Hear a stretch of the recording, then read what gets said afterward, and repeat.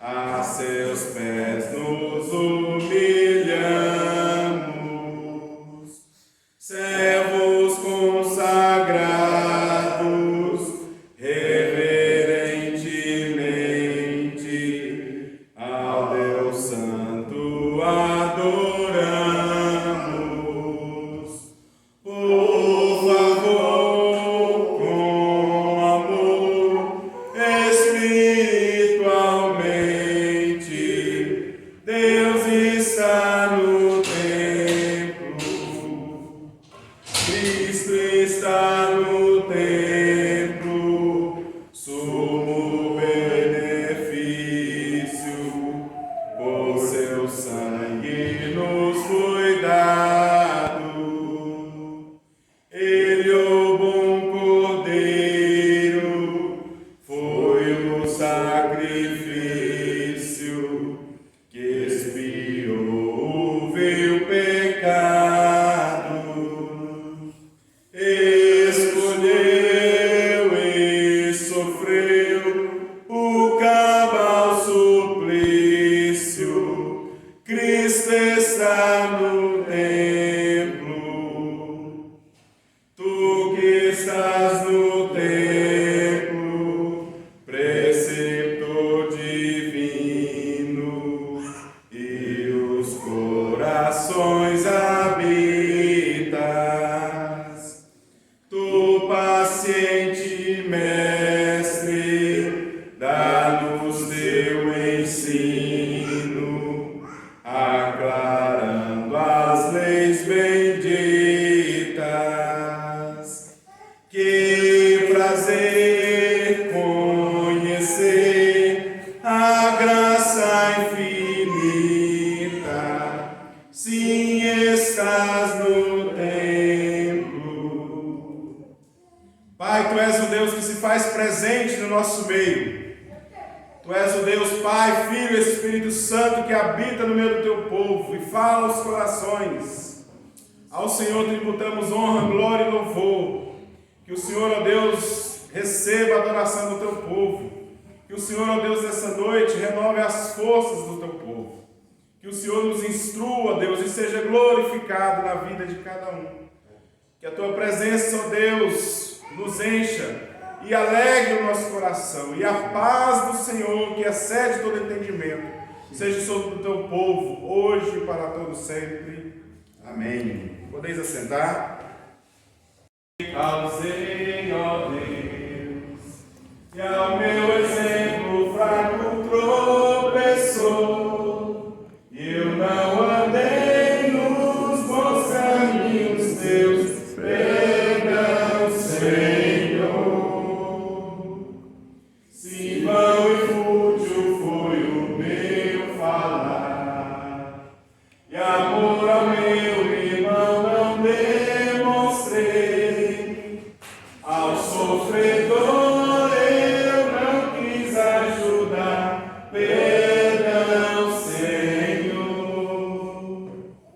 Se negligente foi o meu viver, sem me dispor a pelejar por Ti, e firme em Teu trabalho eu não quis ser, perdão, Senhor.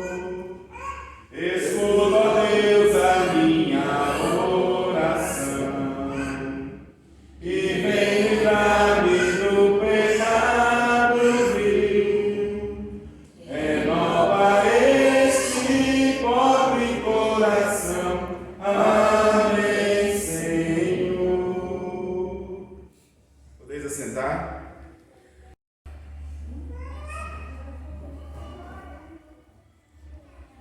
Graças Te dou por tudo que me deste, primeiro a salvação em meu Jesus. Graças Te dou por tudo que fizestes, por este pecador salvo na cruz.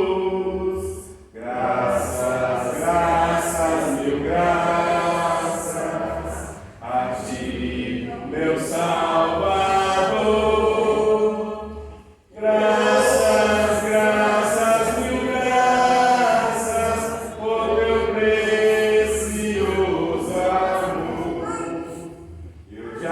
agradeço a bênção do trabalho e do meu lar, que alegra o meu viver, a conversão paterna quando falho, provando teu amor pelo meu ser. Graças, graças, mil graças a ti, meu Salvador. Graças, graças, mil graças por teu precioso amor. Eu te agradeço o pão de cada dia, a água que alivia a sede dura e o sol que aquece a pobre gente fria. São bênçãos que enche a terra de fartura. Graças, graças, mil graças a ti, meu Salvador. Graças, graças, mil graças por teu precioso amor. Eu te agradeço, ó Pai, os meus amigos e os inimigos também te agradeço. Sou grato por vitórias em perigos e outras bênçãos que eu não mereço. Graças, graças, mil graças a ti, meu Salvador. Graças, graças, mil graças por teu precioso amor. Do mundo. Então, e uma de suas características é que ele tem um certo tom de sabedoria.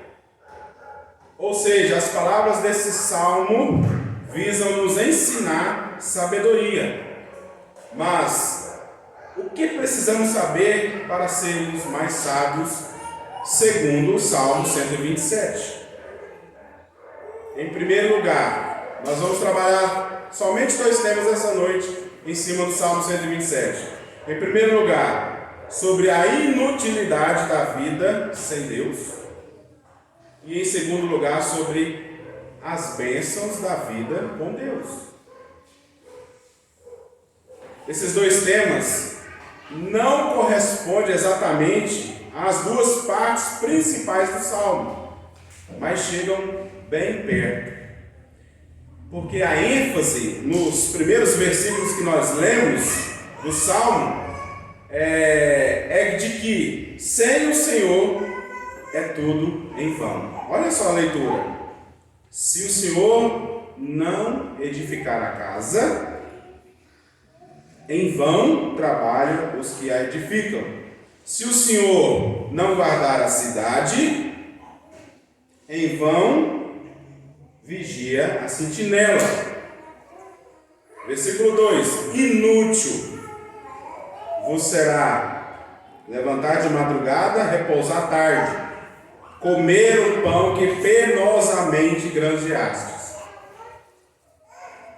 Então, baseado nesses 2 temas, eu gostaria de pensar com os irmãos hoje, nessa noite, sobre o tema Deus e a nossa vida. E aí nós vamos falar sobre a inutilidade da vida sem Deus e da bênção da vida com Deus. Bom, vamos começar pelo lado ruim da história, né? A inutilidade da vida sem Deus. Não sei se vocês notaram, mas o salmista ele começa com assuntos do dia a dia. Moradia, ele vai falar de moradia, segurança e trabalho.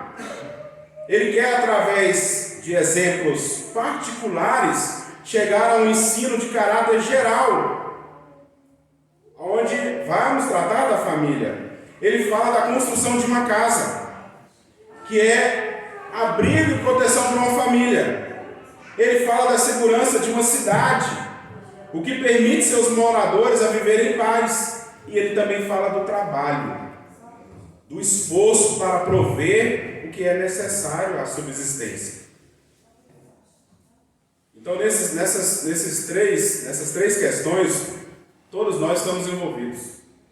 Os construtores, as sentinelas e o homem que sai para trabalhar devem empreender conhecimento, atenção e esforço. No entanto, o salmista procura mostrar que tais esforços, seja em construir uma casa, seja em guardar uma cidade, ou trabalhar com o máximo de empenho, sem a bênção de Deus, não dá em nada. No hebraico, há um termo que aparece aqui no Salmo 127, por 3 vezes, que é traduzido como em vão, inútil. E refere-se o quê? A vaidade, refere-se à mentira, refere-se a algo vazio. Então, portanto, o conhecimento, o cuidado e o empenho humano nunca vão ser garantias de sucesso. Na verdade, o Salmo está dizendo que sem Deus eles falharão. Todos nós trabalhamos, lutamos para ter segurança, lutamos para ter uma família, lutamos para ter um lar, lutamos para viver numa sociedade de paz. Mas o que o salmista está mostrando é que isso tudo pode acontecer, mas sem Deus é vazio, sem Deus é inútil. Então isso necessariamente não quer dizer que a casa não seja, não quer dizer que a casa não seja construída, ou que a cidade não seja guardada, ou que o homem acorda cedo e vai dormir tarde, não terá pão sobre a mesa. Tudo isso pode acontecer, mas a questão é que no final das contas, isso dará em nada. No final virá tristeza, a triste constatação que foi tudo em vão. E é isso que se repete aqui no Salmo por 3 vezes. Sem o Senhor, tudo que você faz, todo o seu esforço, todo o seu trabalho, o que você compra, os seus estudos, suas amizades, casar, ter filhos, é tudo em vão, sem o Senhor junto. Sem o Senhor que criou a família. E isso se evidencia especialmente quando o salmista fala sobre um homem. Ele vai falar aqui de um trabalhador que levanta o quê? De madrugada e repousa à tarde. Ou seja, um homem dedicado ao seu trabalho, alguém que mal pode dormir. O salmista diz que tal pessoa comerá o seu pão. Mas a respeito desse pão se diz que penosamente granjeaste. Quem quer trabalhar e comer um pão que é ruim? O que ele está dizendo é o fruto desse trabalho, todo esse esforço é em vão. Essa linguagem nos lembra lá em Gênesis 3,17, quando o homem pega e ele cai, e Deus fala assim: agora você vai trabalhar, meu filho, porque você desobedeceu, e você vai comer o pão de dores.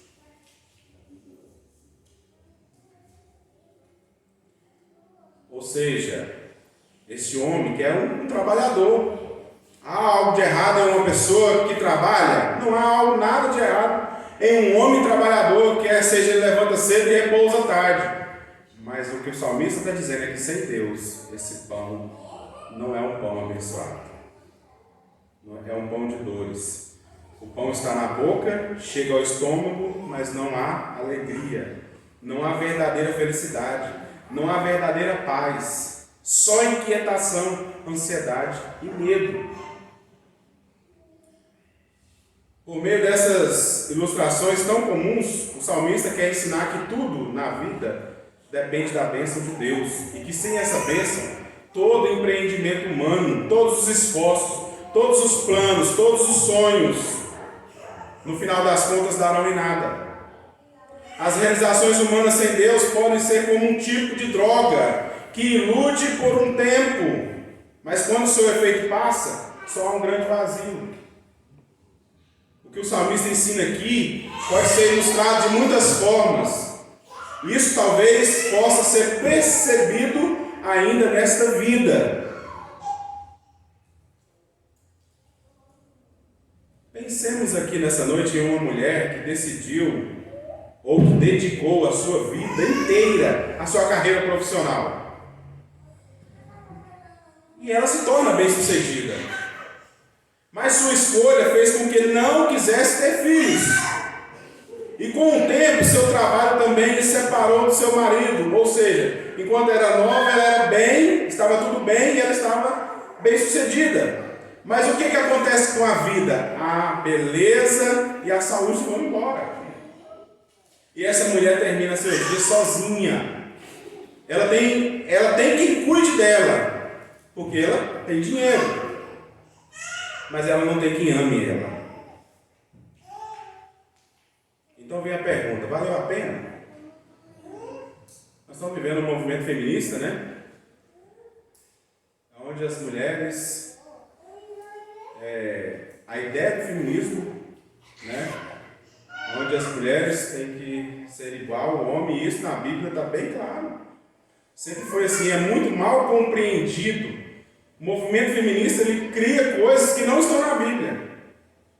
Então aqui nós vemos um exemplo de alguém que decidiu se dedicar à sua vida profissional, dedicou tanto que perdeu o marido, não quis ter filho, e agora no final da vida tem dinheiro para que alguém cuide dela, mas não tem quem ama. Valeu a pena viver essa vida? O mesmo poderíamos dizer em relação a um homem cujo proceder é mencionado aqui no Salmo. Um homem dedicado ao seu trabalho. Acorda cedo, dorme tarde, empenhado que está em deixar a seus filhos uma herança, mas se esquece de instruí-los com a verdade, e estes crescem crianças mimadas e se tornam pessoas que não amam a Deus, não amam seus pais e se entregam à ociosidade, à prostituição, às bebidas e às drogas. E depois de tanto esforço em sua velhice, vendo seus filhos em tal situação, talvez esse homem diga para si mesmo: todo o meu esforço deu em nada. Amados irmãos, esse é o resultado final de uma vida que não leva Deus em conta. Que Deus só é convidado para estar dentro da casa, dentro da família, quando é um caso de doença incurável. Mas o Deus que nós estamos falando aqui não participa da rotina da casa. Então esse é o resultado de não temer a Deus, de não tê-lo como centro de tudo, de não depender dele, de esperar em sua bênção. Diz o salmista: sem o Senhor, é tudo em vão. É tudo sem sentido, é tudo um grande vazio, é trabalho inútil. Sem o Senhor, todos os nossos empreendimentos, por mais grandiosos que parecem aos nossos olhos e dos outros, não são nada mais do que cabanas de palha que serão queimadas pelo fogo no dia do juízo. Então, lembre-se, qualquer trabalho ou qualquer projeto, mesmo que nos esforcemos ao máximo, é algo inútil sem a bênção de Deus. É tudo em vão.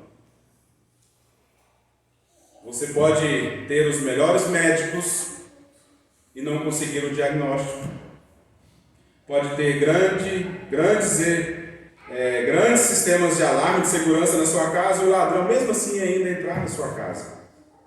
Pode ter um terreno e nunca conseguir construir. Pode fazer tratamentos e não ter filhos. Portanto, ainda que possamos ter os melhores médicos, ter um sistema de alarme e ter um bom emprego, o Salmo 127 nos ensina a não confiar nos meios. Muita gente que confia na sua saúde, no seu trabalho, e a gente é tão vulnerável que a gente deita de um jeito e acorda de outro. Às vezes a gente deita sadio e acorda doente. Nós estamos com uma funcionária nossa lá, que o menino dela estava bonzinho, um dia, no outro dia ele estava na UTI, em coma. Eu falei, como que a vida é frágil? Uma infecção que ninguém descobria. Eu falei, gente, o que é isso?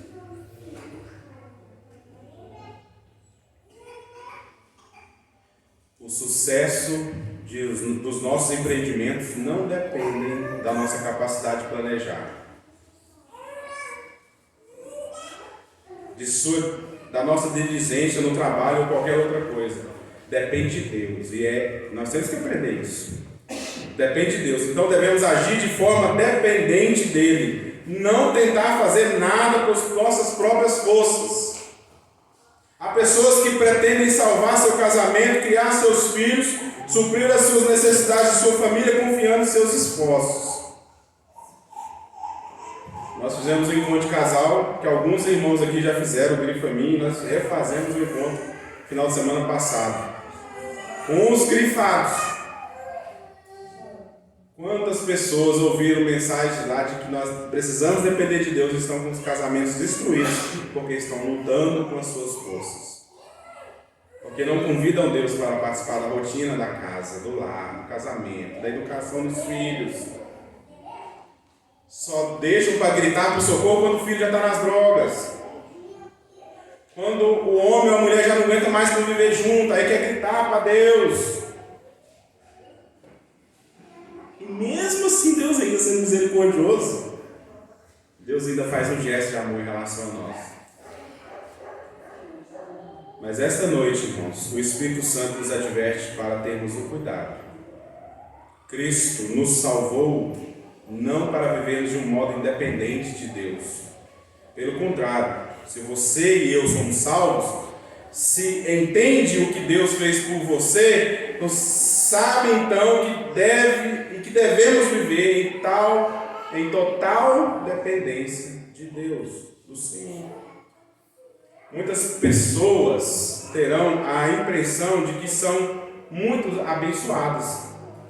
Mas se Deus não estiver em suas vidas, governando, dirigindo, sendo a fonte de todo o bem, tudo que elas possuem é como uma fumaça, que logo se desfará. No dia do juízo, descobrirão que toda a sua vida não passou de uma grande inutilidade.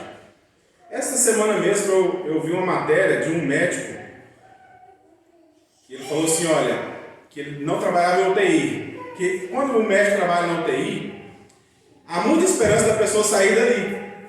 Esse médico ele trabalhava com pessoas em estado terminal. Ou seja, o que é uma pessoa em estado terminal? Não tem mais jeito. Na realidade, todos nós somos pessoas que estão em estado terminal. Nós só não sabemos do dia que vamos. Mas quem está lá no hospital com estado terminal, de uma doença terminal, ele já tem data e hora marcada para morrer. E o médico falou, e eu vi os relatos, ele escreveu os relatos do que os pacientes, o que eles mais queriam fazer se eles tivessem uma outra oportunidade. E os depoimentos, irmãos, é tudo que o salmista está falando aqui. Eu teria tido tempo mais com meu filho, teria dado atenção mais para meu filho. Eu não teria feito certas coisas com a minha esposa ou com o meu esposo. Eu queria consertar, eu queria fazer diferente. Eu poderia ter viajado mais. Eu poderia ter trabalhado menos, sabe? E com o tantinho que eu vivi, aproveitar as coisas que são de graça, que não precisa de dinheiro. Eu vi um médico uma vez falando que tudo o que a gente precisa, que realmente tem essência para a nossa vida, não depende de dinheiro. E aí ele começou a discorrer. Olha, uma boa conversa, ter saúde, ter família, celebrar, ir para uma fazenda. Ele foi falando as coisas assim, eu falei, rapaz, mas você não precisa mesmo de dinheiro, não.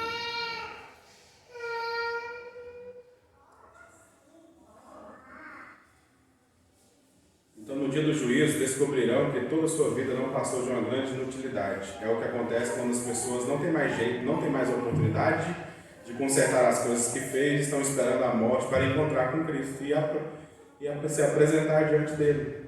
Então eu preciso perguntar essa noite: há sinais dessa dependência em sua família? Há sinais em seu casamento que você depende de Deus? Em seus projetos? Em seu trabalho? Em seus estudos? Não devemos ter vergonha de depender de Deus, pois somente com a sua bênção nós podemos seguir em frente. E agora, quando nós respondemos a essas perguntas positivamente, quando eu respondo, olha só, irmãos, Deus trouxe aqui essa noite para você responder essas perguntas.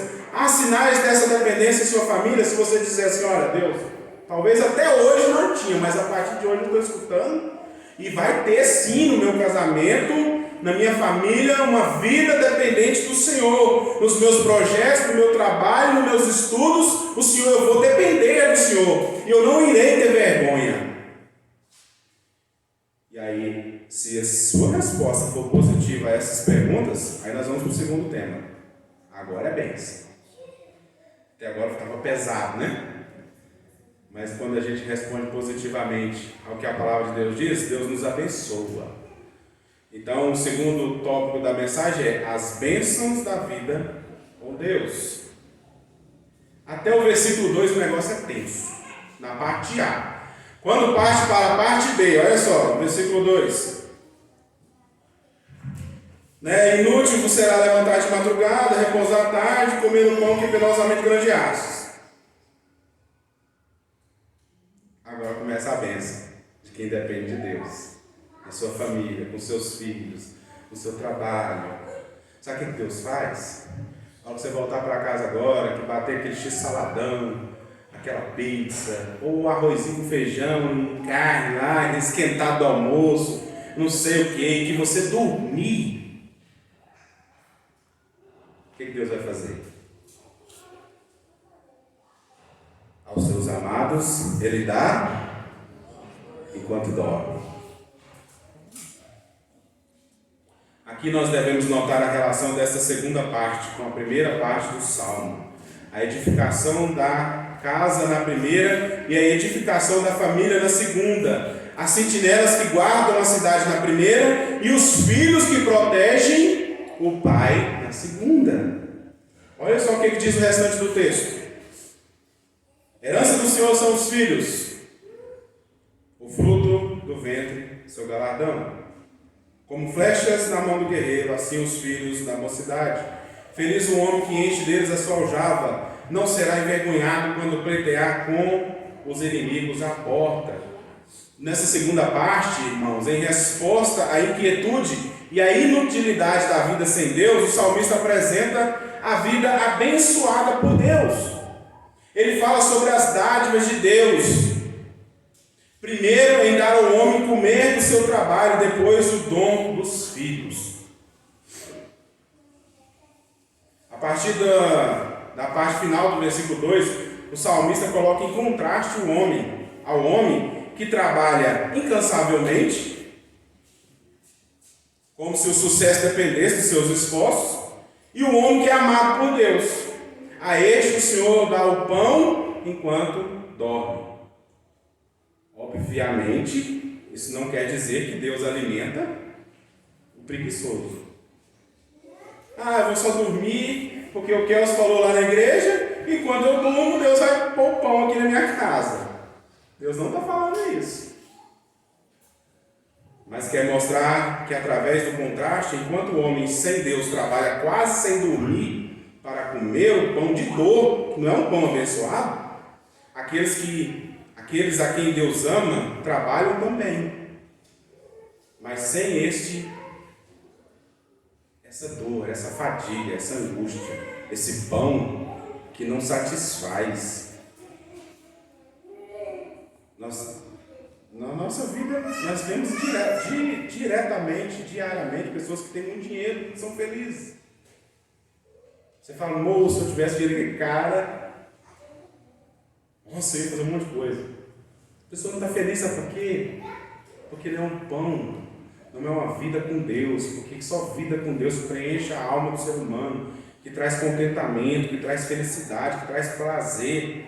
Aqueles a quem Deus ama trabalham também, E eles sabem que o sucesso é fruto da bênção de Deus. Então qualquer coisa, tudo que um homem que trabalha e depende de Deus, tudo que ele fizer, seja pouco ou muito, vai preencher o vazio da sua alma. Se tem uma coisa aqui, irmãos, que é bênção na vida de uma pessoa, é o contentamento. E o contentamento não significa que nós não devemos lutar para crescer e ser bem-sucedidos. Mas é enquanto eu estou no processo de crescimento, eu sou contente com o que eu tenho. Porque tem pessoas que só deixam para viver o contentamento quando atinge o seu sucesso. Eu escutei um testemunho no encontro de casal agora, que um casal trabalhou e falou, eles combinaram. Vamos trabalhar enquanto nós estamos novos e adquirir tudo, depois a gente vai formar uma família, vai ter filho e vamos viver do que nós trabalhamos. E eles se empenharam 15 anos, um começava cedinho e até 2 horas, o outro começava das 3 e até meia-noite, e eles quase nem se viam. Quando deram 15 anos de casado, eles vão separar, porque eles não conheciam um ao outro mais.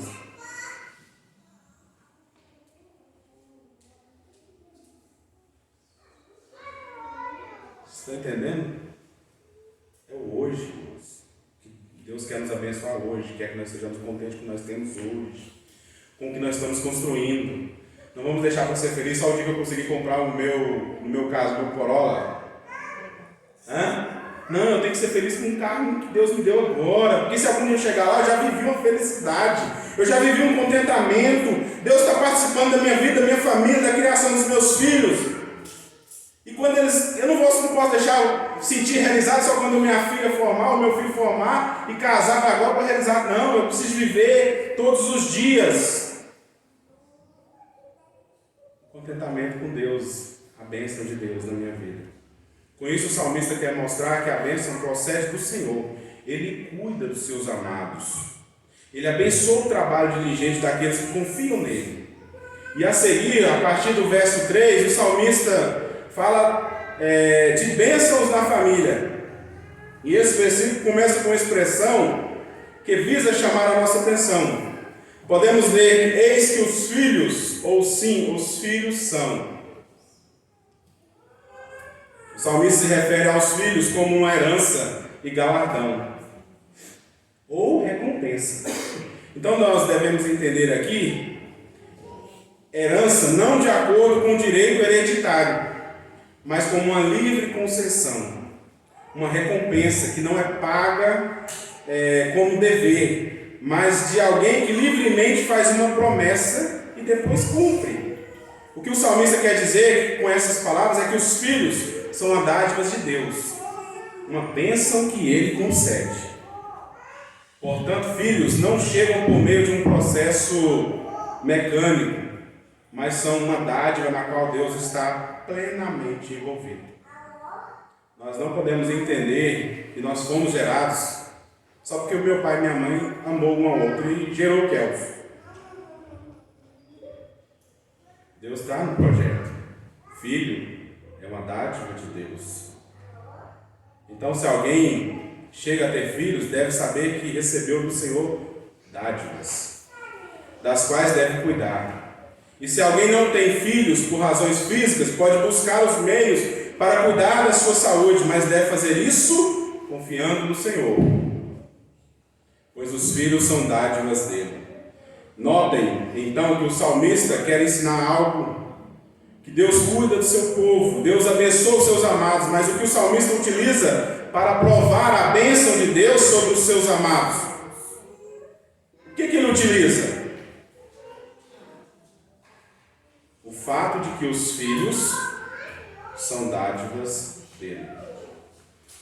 Portanto, irmãos, a mentalidade mundana, que vê os filhos como problemas e impedimentos à felicidade, é contrária ao que Deus diz ser bênção.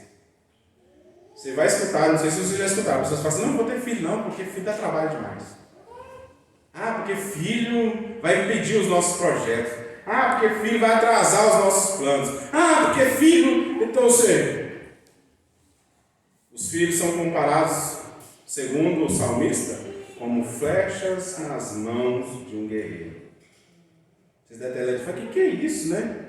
Como flechas na mão do guerreiro, assim os filhos da mocidade.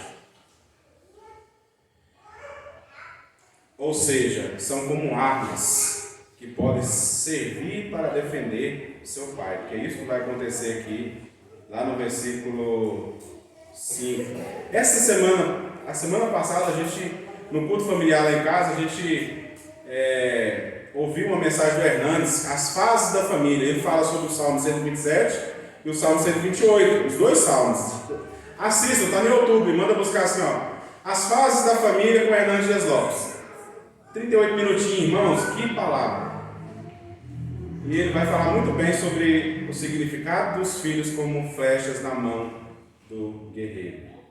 Especialmente, se esse pai os teve ainda jovem, quer dizer que quando estiver velho, ele terá muitos homens dentro de sua casa. O que acontecia aqui? Muitas causas judiciais e administrativas eram resolvidas à porta da cidade. Então, quando um pai era injustamente acusado, os filhos se reuniam para defender o seu pai. Isso acontece até hoje. Seu pai já morreu. Aí alguém fala assim, o fulano lá era nosso servo, e você sabe que ele não era, que era um direito, você vai fazer o quê? Você vai aceitar? Então, no versículo 5, consiste a bem-aventurança de Salmo: feliz o homem que enche deles a sua aljava. A aljava é o lugar para colocar as flechas, e aqui equivale a dizer: feliz o homem que enche sua casa de filhos. Por quê?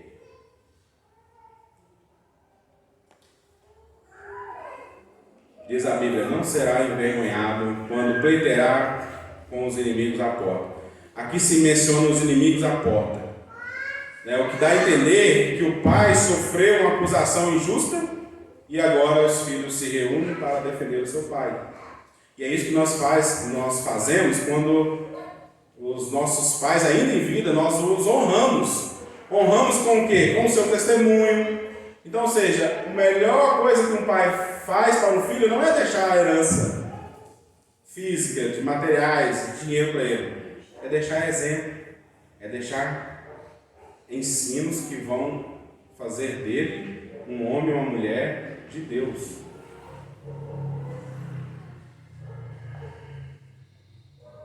Assim notamos que a bênção aqui não se refere só a ter muitos filhos, mas educá-los na piedade. Porque há pessoas que têm filhos, irmãos, mas isso dá em nada, pois suas vidas não têm sólido fundamento. Mas aqui, no Salmo 127, este homem está cercado de filhos fiéis, que lhe amam e respeitam, que assim como ele, temem a Deus. Para finalizar, irmãos, toda a bênção que desfrutamos vem do Senhor. Amém? Toda a bênção que desfrutamos vem do Senhor. E até o que imaginamos ser fruto do nosso empenho vem do Senhor. Deus é quem constrói, Deus é quem guarda, Deus é quem dá o pão, Deus é quem dá os filhos. Então, se estamos em Cristo, essas bênçãos de Deus estão sobre as nossas vidas, pois Cristo se fez maldito em nosso lugar para que conheçamos as bênçãos de Deus. À luz do Salmo 127, não há razões para os nossos corações estarem inquietos. O que Cristo nos ensinou a esse respeito? Mateus lá 6:31-33. O que a palavra de Deus diz? Buscai, pois, em primeiro lugar o reino de Deus e a sua justiça. Se estamos em Cristo, devemos trabalhar e agir dentro do que o Senhor nos confere, certos de que o sucesso virá não por causa dos nossos esforços, mas por causa da bênção do Senhor.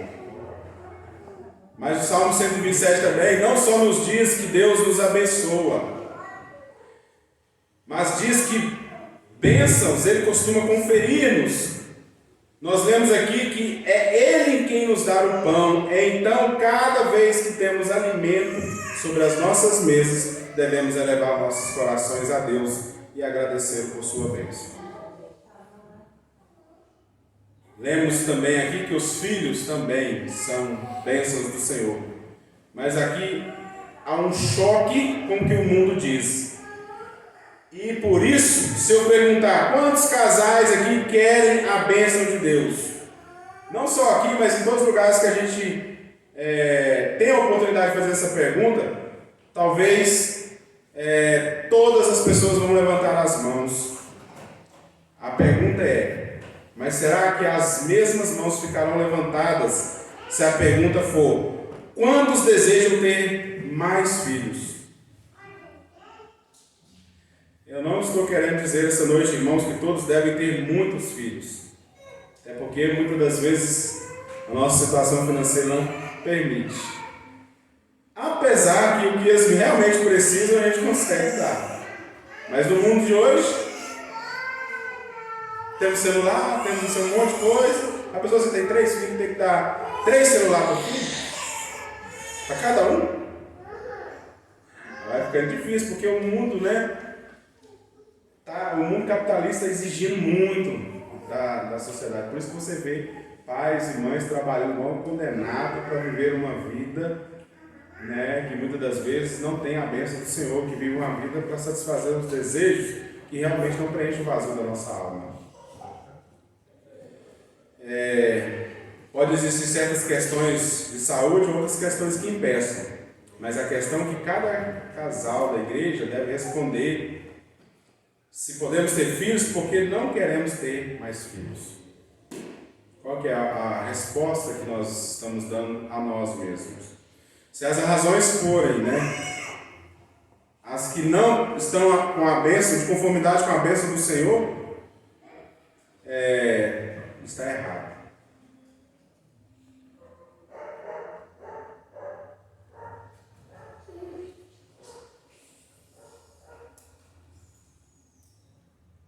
Então, que Deus nos abençoe, que possamos ver a graça de Deus em nossa vida todos os dias, que Ele possa participar de todos os momentos da nossa vida, da nossa rotina, que nós possamos nos comprometer a sair da inutilidade de uma vida sem Deus e começar a buscar a bênção de Deus, porque ela nos susterá até mesmo quando nós estivermos dormindo.